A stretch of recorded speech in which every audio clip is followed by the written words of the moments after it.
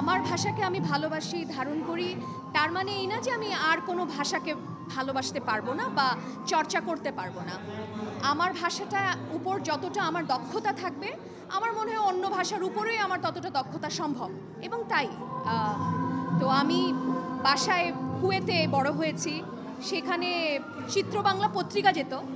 আমার বাবা মা প্রতি রাতে আর কি এক পাতা করে লেখা বাধ্যতামূলক ছিল বাংলা ভাষা, সংবাদ দেখা বাধ্যতামূলক ছিল।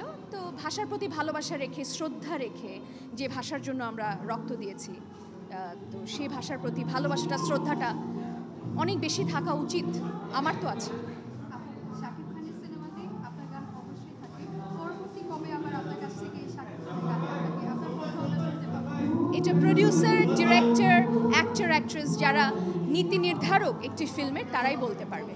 এছাড়া কোনো দর্শকদের জন্য বিশেষ উপহার সরি, এবছর দর্শকদের জন্য কি কি উপহার থাকছে আপনার?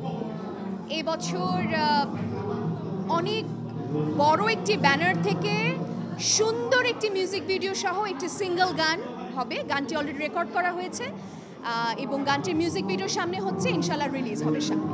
আর এছাড়া কিছু মানুষ আজকাল দেখা যায় যে ইউটিউব খুলে তারা শিল্পী হয়ে যাচ্ছে, তাদের নিয়ে কোনো অভিযোগ আছে কিনা?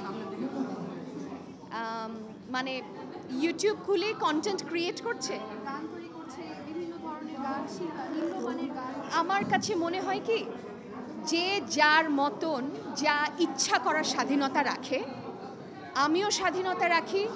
কার কোনটুকু কতটুকু অ্যাপ্রিসিয়েট করব, কতটুকু শুনবো, কতটুকু দেখব, কতটুকু বর্জন করব, আমার এটাই মনে হয়।